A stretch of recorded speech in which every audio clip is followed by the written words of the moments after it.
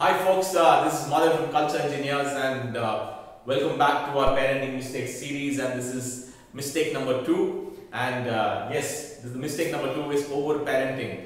Yeah, I think today a lot of people are asking me, what's wrong with overparenting, because our children deserve our attention. We need to make sure our children are successful in every day-to-day lives. These are the common questions which parents ask me when I talk about don't overparent your children. So yeah, this is like a second major mistake which parents make, and it's very common these days, and it's overparenting. So what causes overparenting? Yeah, so the major reason for overparenting is like the emotion of fear. So it's because parents are in a constant state of fear that what will happen to their children. They're consistently worried about their performance, about their safety and success in different walks of life. So that's like the major emotion behind overparenting. So overprotective parents are, they are constantly worried about their children failing in anything. They don't want their children to make a mistake. They don't want their children to fall down. So they're consistently helping them out in their homeworks, or making sure what they watch on TV, making sure what they listen, who they talk to, consistently monitoring their activities with their friends, or even when they're playing, they make sure that the child doesn't fall down from the sliding board, make sure like they're always being protected, given washing the child's hands and all that, making sure that the child is not getting dirty, or this is like the major problem which comes from over parenting. The parents are consistently there around their children in every situation, and it's also called as helicopter parenting because it's like the parents are like a helicopter, watching the children consistently, like in every minute of their life. So this is the major problem today.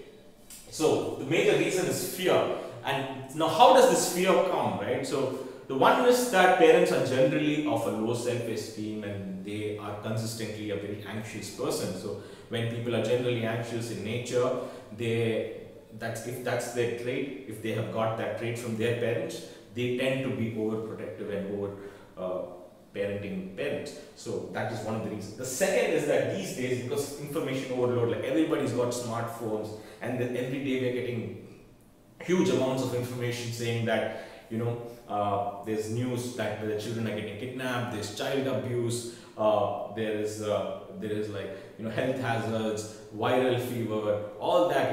All these things go into our heads. These information are completely amplified by the parents. So parents think that every person on the road could be a child abuser, every person on the road could carry an infection, that everywhere there is always something bad happening. So this feeling that there's something always bad happening, so that creates this fear. That's because of the too much information that parents take in. But to be honest, our world, statistically, if you look at like the last 500 years, our world has actually become a safer place. Our cities have become much safer, our women are much safer, our children are actually much more safer than they were 500 years ago. But our anxiety has probably doubled or tripled. So please understand that information is just over exaggerated. So you need to understand that. So that's like one of the major reasons. The third major is identification with the parenting role. So parents now these days are completely identified with the role as a parent and think that the children are extensions of themselves. So it's like the child succeeds, I succeed. If the child fails, I fail. So that's the problem. So the problem is like they want to make sure the child succeeds, the child is safe. If the child fails, it's like I fail. If the child gets hurt, I have got hurt. So that's like the complete identification of the parent role, and you have identified yourself with that parenting and the child relationship, right? So that's the problem. So what happens when that happens is like now you want your children to succeed at any cost. Now the love for your children is because for their success, is not for their failures. So now you are consistently monitoring them because you want them to win in every walk of life. So by doing that, what are we doing? What are the effects of all these things that we do to our children?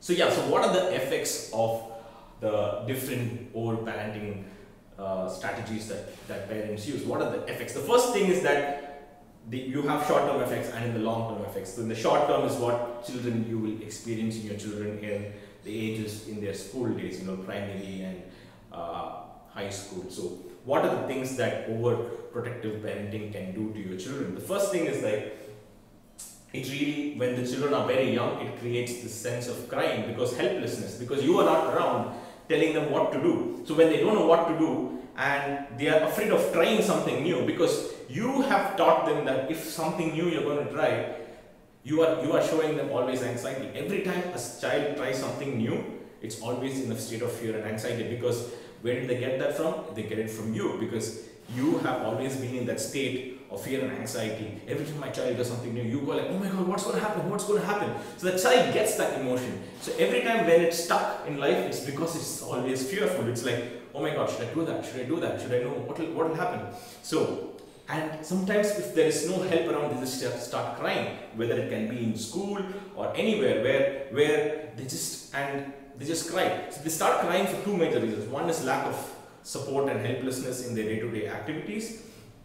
And second is that if somebody criticizes them, like, oh my god, you can't do it without anybody's help, they think that they are a failure, right? Again, from where did they get that as well? They also get that from you, that overprotective parenting can make children feel that they're failures. Because why do you overprotect them, right? Because you feel that they cannot do things by themselves, right? You have sent them that information that, son, daughter, I think that you cannot do things by yourself, so I will be there always with you to help you around. So that's the message you are basically conveying to your children when you're actually overparenting them. And they get that message and they start to believe that message, saying that yes, I am not worthy enough to do things on my own.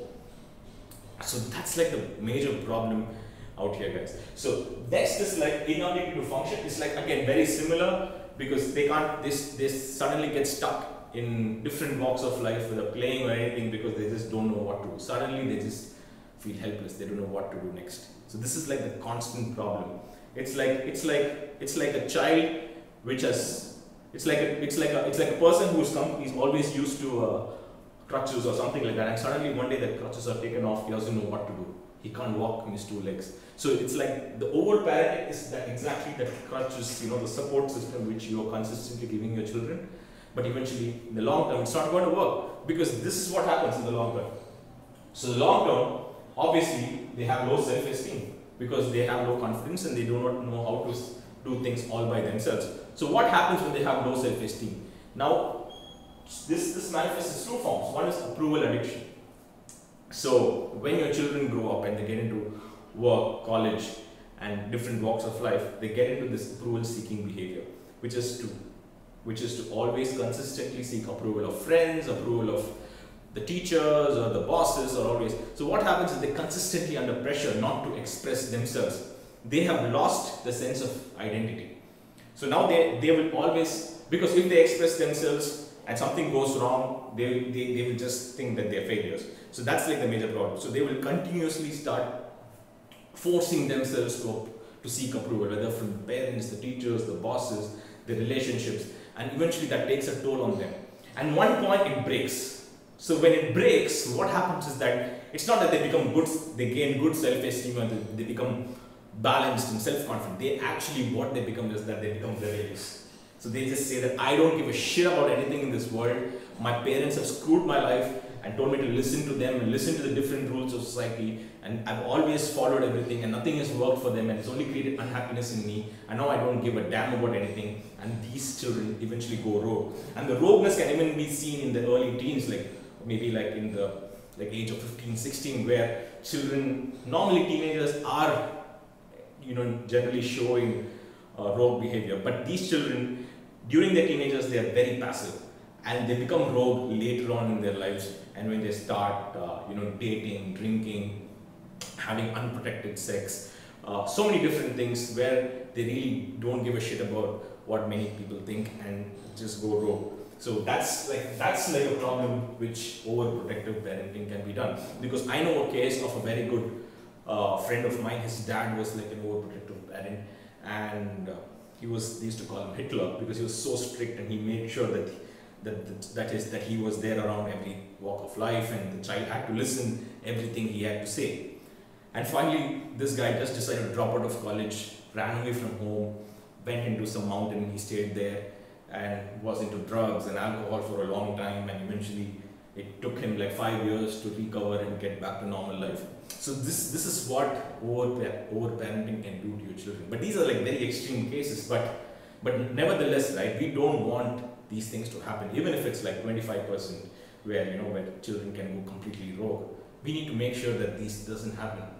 And so what happens when the children don't go rogue, right? What happens? So when they don't go rogue, that energy, that negativity inside them, that suppression of emotions within them becomes into anxiety. They start, become very anxious people, continuously worried, anxiety disorders, and eventually maybe disorders like OCD, perfectionism. All these start manifesting in the individuals as they grow older.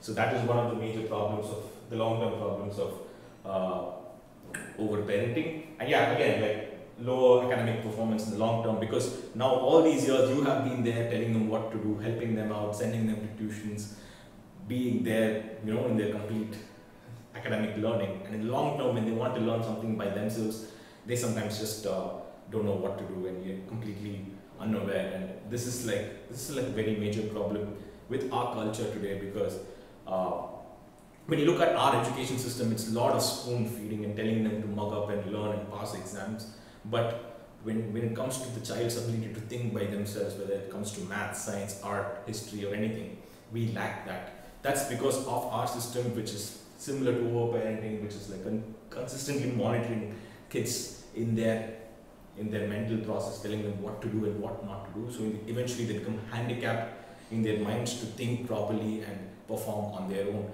So I hope you guys got a basic idea of the different causes and effects of overparenting, and I hope you're going to implement this on your children. I will tell in the next video what you can do right now, immediately, the do's and don'ts, so that can immediately create effect on your child.